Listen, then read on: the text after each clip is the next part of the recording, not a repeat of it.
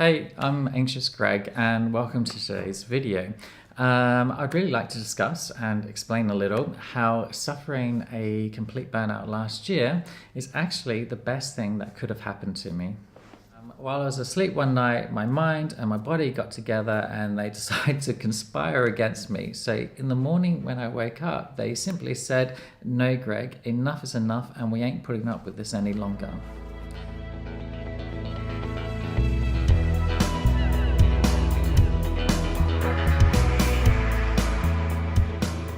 Firstly, if you're new to my channel or you have not seen any of my previous videos, it's a series that's documenting my journey to self-awareness, and that's following my burnout of last year and my subsequent diagnosis of anxiety, depression, and PTSD, amongst other things.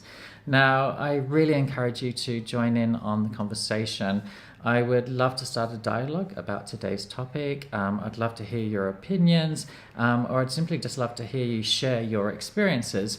We're all in this together, so let's try and help each other out. Before we move on, please be sure that you do hit the subscribe button, and don't forget to hit the bell also to make sure you receive notifications of future videos. And of course, please do share and like, but most importantly, please do put your comments below. So I was saying before the intro, my burnout is the best thing that has happened to me, possibly ever to have happened to me. Now, I know that that's a bold statement, and I guess as I hear myself say it back now, maybe in hindsight, it's a little controversial. But I'm not saying this to be controversial or insensitive to anyone. After all, I do realize that I may be in a very different stage of my burnout compared to you. But for me, it happened a little more than a year ago. And I guess if I heard someone then say it's the best thing that's ever happened to me, particularly when it was actually at that time the worst thing that had ever happened to me, I probably don't know how I would have responded either. But that is exactly the surprising twist of events that is coming out of this whole experience for me. Now, let me explain. When I had my burnout, it was literally the most terrifying experience. I was completely at a loss as to what was happening and why. I noticed that my behavior had changed and I was demonstrating these addictive habits or behaviors, and it was just this complete and utter meltdown that just kept on going further and further down. In fact, if you haven't already taken a look at my first video, Burnout My Year of Hell, I'll stick it up somewhere on the screen for you to link through, but please do check it out.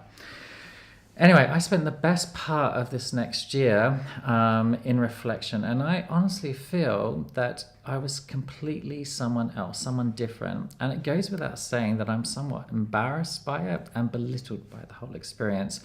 And if it wasn't for the understanding of my company, but mainly for the support of a few close friends, my partner, my therapists, other medical professionals, and the mental health community, I'm really not sure where I would be today. And so to these people, I am always in your debt. But for me, my burnout was simply a bloody loud wake-up call.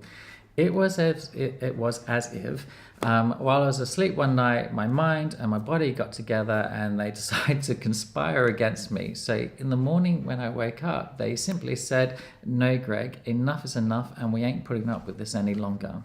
And it was kind of like bam, just like that. Everything I told myself about who I am, about my identity, it was completely erased with one clean sweep. So what's happened next? Well, it isn't easy. It's been a long journey. But as I mentioned earlier, I started to seek help and I was given these diagnoses, and I discovered that there's elements of my life that have been ignored, and that's what's actually led me to this exact point. And I had these behaviors that just no longer, worked for me.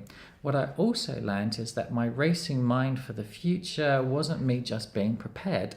It is my anxiety, and my feeling of disappointment and my lack of self-worth wasn't me reflecting to be a better person. It is my depression. And these sneaky thoughts or paralyzing experiences wasn't my lack of confidence, it's my PTSD. So my burnout is my body's way as a catalyst to address all these elements in life. Now, I said something earlier along the lines of this is the exact surprising twist of events that is coming out of this whole experience. And I say coming out as for me, although it has been over a year since my burnout, I truly feel like this is just the beginning.